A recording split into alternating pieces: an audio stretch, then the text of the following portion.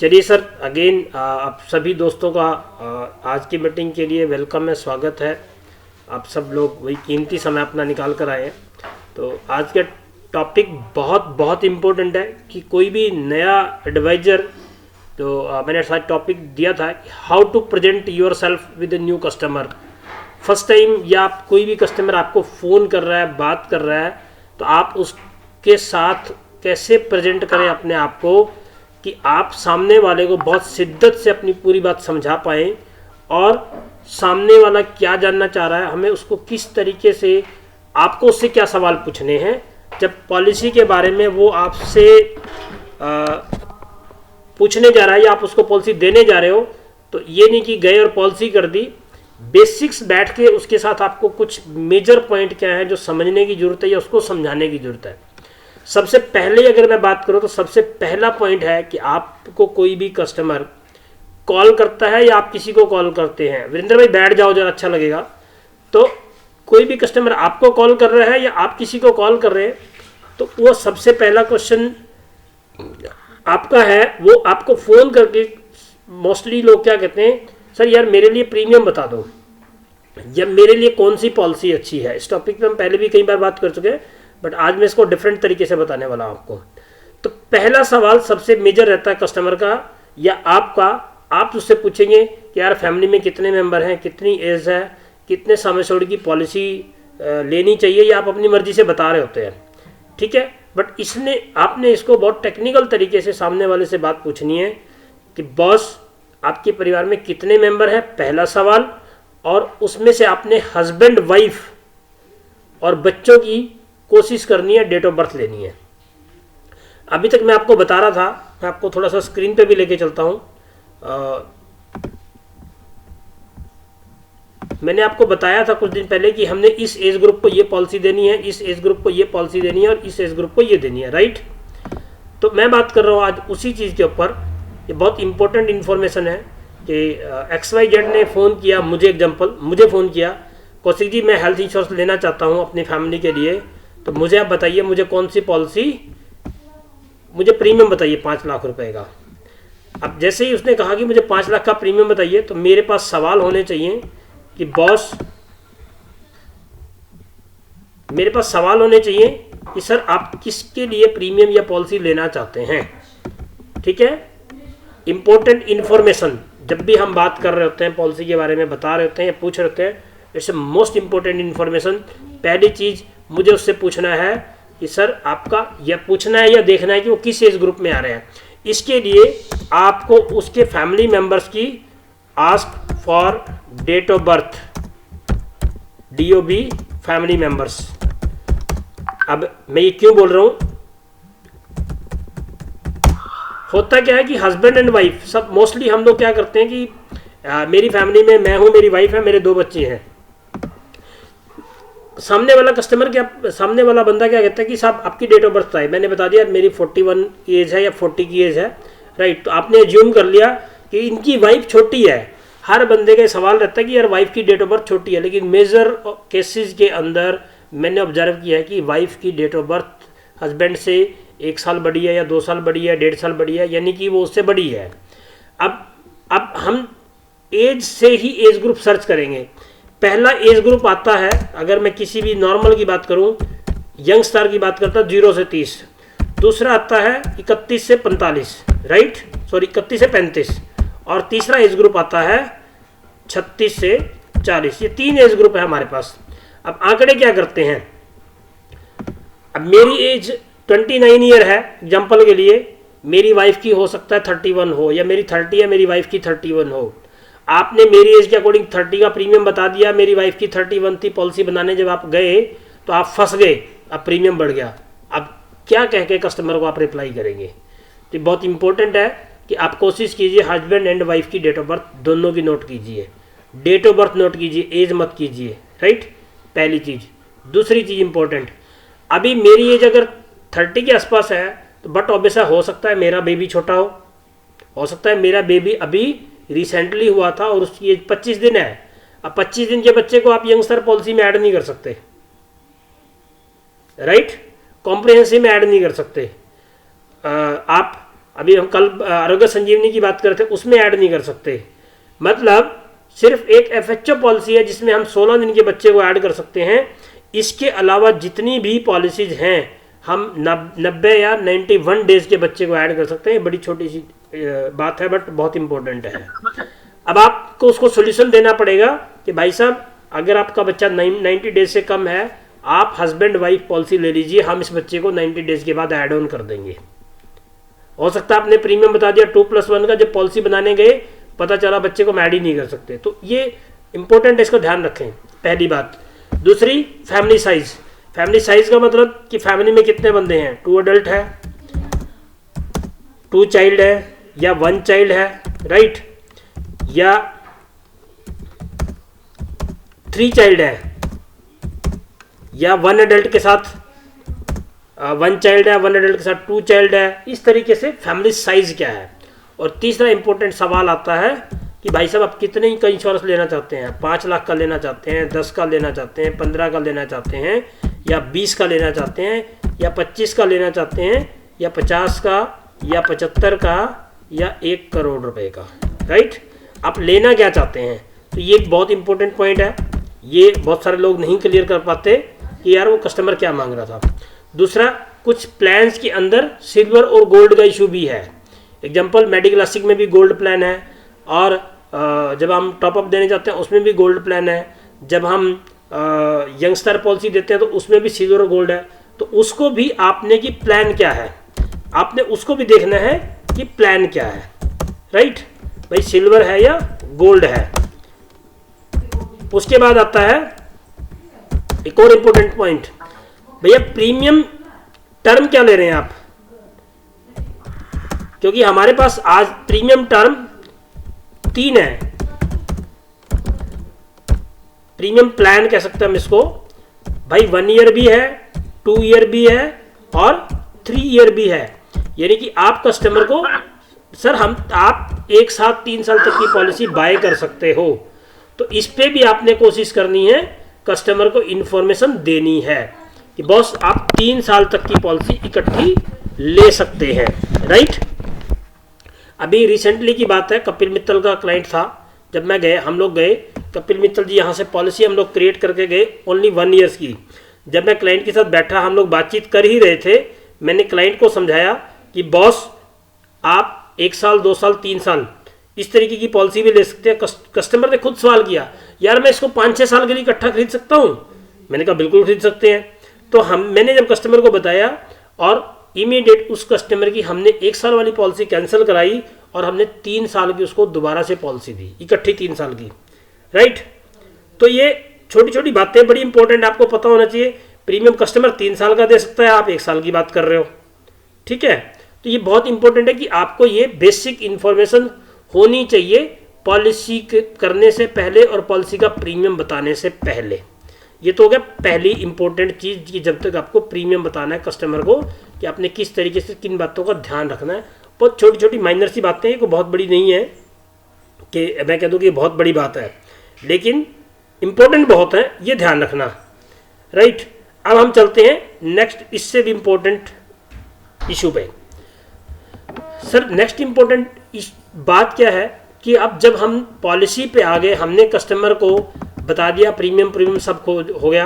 Most of the लोग क्या करते हैं कि पॉलिसी आगे बना दी और छोड़ दी, मतलब पॉलिसी क्रिएट कर दी और कस्टमर को हमने अब जो फ्यूचर की इंफॉर्मेशन हैं, पॉलिसी कैसे काम करती है उसके बारे में कोई जानकारी ही नहीं दी।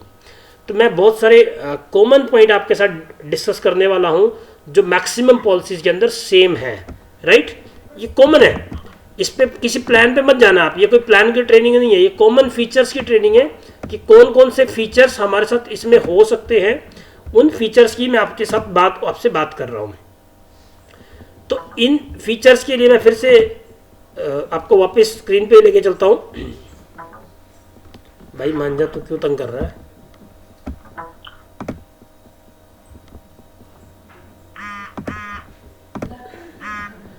सर सबसे पहली चीज, जब भी आप पॉलिसी करेंगे, एक चीज का ध्यान रखना आपने आज के बाद कि आपने पॉजिटिव व्यू से बात करनी है, पॉजिटिव माइंड से बात करनी है। पॉजिटिव माइंड मीन्स चीज वही है, बताने का तरीका अलग अलग है। पहली चीज मैंने आपको बताया कि सर हम कोई भी बीमारी आपकी पॉलिसी में कुछ भी है वो 30 दिन के बाद कवर करना शुरू करेंगे, या मैं इसको ऐसे भी बोलता था आज तक, इससे पहले मतलब कुछ दिन तक, कि सर पहले 30 दिन तक हम कुछ भी कवर नहीं करते। ये होगा नेगेटिव सेंस। आपने ध्यान रखना है किसी भी नेगेटिव सेंस बात नहीं करनी है, नेगेटिव सेंटेंस यूज नहीं करना है। आपने क्लाइंट को बताना है कि सर पॉलिसी होने के 30 दिन के बाद हम बीमारी कवर करना शुरू करते हैं। कौन सी बीमारी या करना शुरू करेंगे, राइट? कौन सी बीमारी भाई? मलेरिया है, डेंगू है, फीवर है, टाइफाइड है, कोरोना है, ओमिक्रोना है, कुछ भी है, राइट? जैसे ही आपकी पॉलिसी हुई उसके 30 दिन के बाद कंपनी ये चीज़ें कवर करना शुरू कर देगी, राइट? एक्सीडेंटल हम कवर सेम डे से कर देंगे। इसमें भी आपने कोशिश करनी है, कस्टमर को बताना है कि हम 24 घंटे बाद शुरू करेंगे, क्योंकि बहुत सारे कस्टमर आपको मिलेंगे जो सज्जन आज मॉर्निंग में पॉलिसी ली या पहले से कोई दिक्कत थी और उसने पॉलिसी ली और शाम को पता लगा आपका क्लेम आ गया। तो इस चीज़ पे भी आपने ध्यान रखना है कि कोई भी क्लाइंट ये ना हो कि आपकी पॉलिसी ली और शाम को वो हॉस्पिटल में मिल रहा है आपको। तो ये आपकी नैतिक जिम्मेवारी है, तो ये आपकी रिस्पॉन्सिबिलिटी है कि आप उसका इस चीज़ में भी ध्यान रखें, राइट? दूसरा मेजर पॉइंट कि एक्सीडेंटल हम सेम डे से कवर करना शुरू कर देते हैं। ये तो हम कस्टमर को बोल सकते हैं कि बॉस 24 घंटे बाद ये शुरू होगा। दूसरा बहुत इंपॉर्टेंट पॉइंट है जो बहुत सारे लोग आपसे पूछते हैं कि साहब ओपीडी कवर करते हैं? बिल्कुल करते हैं, बट सर कुछ कंडीशंस में कवर होती है, हर कंडीशन में कवर नहीं होती। वो कंडीशन कौन सी है कि अगर आप डॉक्टर के पास गए और डॉक्टर पे गए, जाने के बाद आप डॉक्टर ने दवाई दी, आप घर आ गए, आप दोबारा फिर से गए, फिर से डॉक्टर पे दवाई दी, घर आ गए, तीसरी बार फिर गए, लेकिन तीसरी बार में डॉक्टर बोलता है कि बॉस आपको एडमिट करना पड़ेगा, राइट? आपको डॉक्टर ने एडमिशन दे दिया। अब एडमिशन से पहले के एडमिशन के जितने भी बिल हैं उनको हम प्री एंड पोस्ट के रूप में कवर करेंगे, जो ओपीडी के बिल कवर्ड होंगे। तो ऐसे ओपीडी कवर होगी, हाँ। लेकिन सर आप गए थे और ठीक हो गए, उस केस में ओपीडी कवर नहीं करेंगे, बट पॉजिटिव साइन से। Third, dental. अब डेंटल ट्रीटमेंट नॉर्मल कोई कवर नहीं है कि किसी को आरसीटी हो गया, कुछ हो गया, आपने बताना कि सर डेंटल कवर करते हैं, बट वो एक्सीडेंटली कवर करते हैं, राइट? ये सवाल डॉक्टर आपसे कस्टमर नहीं पूछेगा, ये आपने बतानी है पॉलिसी करने से पहले। फोर्थ, मैटरनिटी कवर करते हैं कुछ स्पेसिफिक केस के अंदर या कुछ स्पेसिफिक प्लान के अंदर। हम मैटरनिटी नॉर्मल सभी पॉलिसीज में कवर नहीं करते, maternity delivery only in special product में करते हैं, जिनमें से 2 प्रोडक्ट है, पहला यंग स्टार और दूसरा कॉम्प्रिहेंसिव। यंग स्टार में 3 साल के बाद करते हैं, कॉम्प्रिहेंसिव में 2 साल के बाद करते हैं। तो आपको पता भी नहीं चाहिए, अगर आपसे कोई मैटरनिटी रिलेटेड पॉलिसी मांगे तो मैं आपको एडवाइस करूंगा कि आप कॉम्प्रिहेंसिव पॉलिसी उसको दे दो कि साहब आप कॉम्प्रिहेंसिव पॉलिसी मार्केट में सेल कर दो। अब कुछ नॉर्मल वेटिंग पीरियड होते हैं जो कुछ बीमारी के केस में होते हैं, कुछ डिजीज के केस में होते हैं, जिसको हम एक्सक्लूजन भी बोलते हैं, उनको हम वेटिंग पीरियड भी बोलते हैं, और वो पॉलिसी वाइज अलग अलग होते हैं। जैसे मैं बात करूं कि हमारी यंग स्टार पॉलिसी के अंदर बहुत कम बीमारियां हैं, वो हम 12 महीने बाद कवर करना शुरू कर देते हैं, राइट? और उस कुछ 24 महीने बाद बाकी सभी में यंग स्टार और एक पॉलिसी और है हमारे पास, अच्छा वो पीडी मेगा। तो 12 महीने बाद हम यंग स्टार में कवर करना शुरू कर देते हैं सब कुछ। यंग स्टार को छोड़ के बाकी सभी पॉलिसियों में वो एक्सक्लूजन 2 इयर्स के रहते हैं। भाई ईएनटी का है, थायराइड का है, जॉइंट रिप्लेसमेंट का है, और अगर मैं बात करूँ तो नी रिप्लेसमेंट हो गया, उसके बाद आपका कोई भी ulcer, stone, piles, fistula, fissure, uterus से रिलेटेड कुछ भी है, राइट? हर्निया है, तो इस तरीके की कहीं भी आपकी स्टोन या रसोली है बॉडी में, तो वो सारी बीमारियां 2 साल बाद कवर करते हैं हम। बाकी सभी जितनी भी पॉलिसी हैं हमारे पास, सिर्फ यंग स्टार इकलौती पॉलिसी है जिसके अंदर हम 12 महीने के बाद ये स्पेसिफिक डिजीज कवर करते हैं।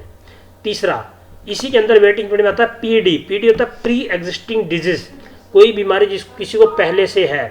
एग्जाम्पल, भाई किसी को शुगर है, किसी को बीपी है, किसी ने कोई सर्जरी करा रखी है, किसी को कुछ और दिक्कत है, वो भी हम सिर्फ इकलौती पॉलिसी है यंग स्टार जिसमें 12 महीने बाद कवर करते हैं। और दूसरी पॉलिसी है सीनियर सिटीजन पॉलिसी।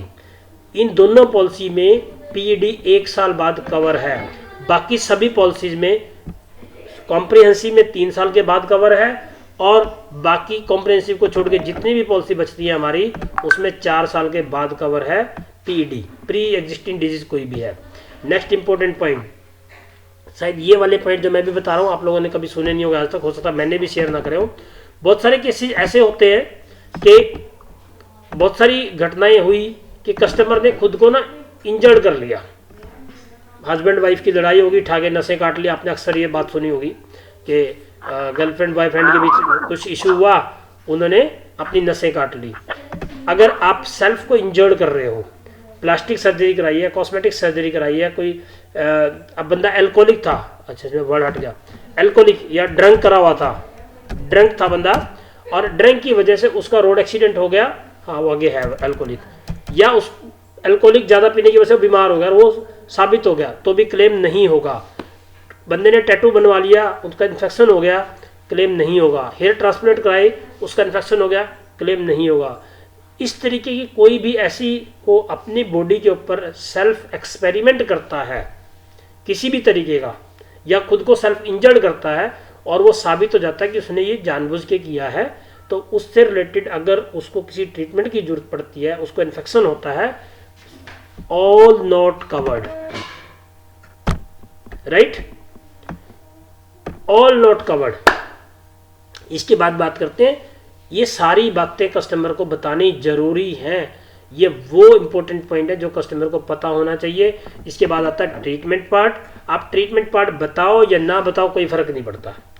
2 पॉइंट और हैं जो अब बात करते हैं कि कस्टमर ने सारा का सारा ट्रीटमेंट तो करा लिया, लेकिन ट्रीटमेंट कराने के बाद या ट्रीटमेंट कराने के दौरान कस्टमर को 2 चीज़ों का पैसा खुद देना होता है जो पेड बाई कस्टमर होती हैं। ये भी आपको कस्टमर को बतानी जरूरी है कि बॉस ये जो चीज़ें हैं ये आप सेल्फ पेड है, इसके लिए आपको कंपनी पे नहीं करेगी। ये इंपॉर्टेंट पॉइंट है आपको बताना, पेड बाई कस्टमर। नजर आ रहे हैं आपको? पहला, नॉन कंज्यूमर आइटम्स। ट्रीटमेंट के दौरान जितनी भी नॉन कंज्यूमर आइटम्स होती हैं, जैसे ग्लव्स है, बैंडेज है, कॉटन है, ये हॉस्पिटल टू हॉस्पिटल वेरी करता है। कुछ हॉस्पिटल ये पैसे लेते हैं और कुछ नहीं लेते, ठीक है। तो लेकिन आपको बताना है कि एग्जांपल देना है कस्टमर को, सर आपका 1 लाख रुपए का अगर बिल बनता है तो आप ये मान के चलिए 2000 से लेकर के 5000 तक का टेंटेटिव अमाउंट आपको देना पड़ेगा हॉस्पिटल को। सर ये बिल्कुल क्लियरली कर देना, कुछ फर्क नहीं पड़ता, कस्टमर रेडी टू पे। हाँ, अगर हम नहीं बताएंगे तो फर्क पड़ता है। Next, admission file charges. Admission file कोई हॉस्पिटल 100 रुपये लेता है, कोई 1000 लेता है, कोई 5000 लेता है, बड़े बड़े हॉस्पिटल 10,000 लेते हैं। ये भी पेड बाई कस्टमर है, क्योंकि एडमिशन फाइल जो बनती है it's not a part of treatment. तो एडमिशन फाइल का भी जो खर्चा होता है वो पेड बाई कस्टमर है। अब ये बातें नेगेटिव वे में नहीं बतानी है, बहुत बड़े प्यार से कस्टमर को समझानी है। कस्टमर कहेगा भाई साहब जब आप देते कुछ नहीं फिर मैं हेल्थ इंश्योरेंस कराऊं क्यों, राइट। आपने ये बातें अपडेट भी करनी है, लेकिन बहुत केयरफुली अपडेट करनी है। और लास्ट में फिर उसको बात करते हैं, इसको आप उल्टा भी कर सकते हो। अब बात करते हैं हम ट्रीटमेंट की। सर आपका रूम रेंट कोई भी हो, x-ray, MRI, lab, medicine, x-ray, blood, oxygen, ICU, other requirement, any requirement for treatment, ये सब कुछ कंपनी पे करती है। एम्बुलेंस चार्जेस, आपको कोई किडनी लिवर ट्रांसप्लांट करता है तो उस केस में भी उसका जो हम लोग वो करते हैं, उसका एक्सपेंसिव जो भी आता है उसकी सर्जरी का ट्रांसप्लांट के दौरान, वो कंपनी पे करती है, राइट। तो वो सारे के सारे आप उसको उल्टा भी कर सकते हो कि पहले ये वाली चीज़ें समझाओ कस्टमर को, बाद में कस्टमर को आपने बताना है कि सर कुछ विशेष बातें हैं जो आपको ध्यान रखनी है, वो आप यहाँ से बाद में बता सकते हो स्पेसिफिक, कि आपको ये स्पेशल इंफॉर्मेशन आपको ध्यान में रखनी है सर। या आपको कभी भी ट्रीटमेंट के लिए जाना पड़े तो सर आप मुझे एक बार मौके पे फ़ोन कर लें, पहले 2 साल में कुछ चीज़ें हम कवर नहीं करते। मतलब आप अपने तरीके से अकॉर्डिंग टू सिचुएशंस कस्टमर को ये सारी चीज़ बता दें, तो शायद मुझे लगता है कि बहुत सारी चीज़ें ऐसी हो सकती हैं कि जिससे आपका कस्टमर फ्यूचर में आपको कभी तंग नहीं करेगा। एंड वन मोर पॉइंट याद आ गया मुझे, को पेमेंट बहुत इंपॉर्टेंट है। Policy to policy, in case अगर बंदे की एज 61 से 65 साल है, इस एज का बंदा अगर फर्स्ट टाइम पॉलिसी ले रहा है तो आपको को पेमेंट भी अपडेट करनी है। और को पेमेंट कहाँ कहाँ कितनी होती है आपको पता होना चाहिए। को पेमेंट की अगर मैं बात करूँ FHO में, अजय भाई कितनी को पेमेंट होती है? सॉरी 20% जी। मतलब 80 and 20। और मेडी क्लासिक मेडी क्लासिक इसमें 20% है जी। नहीं माय डियर, यहाँ आप गलत हो आज। 90-10 ये इंडिविजुअल पॉलिसी है। कॉम्प्रिहेंसिव इसमें भी 90-10 है जी। हाँ बिल्कुल। और मैंने सीनियर सिटीजन पॉलिसी आपको कराई नहीं है, पर पता है किसी को?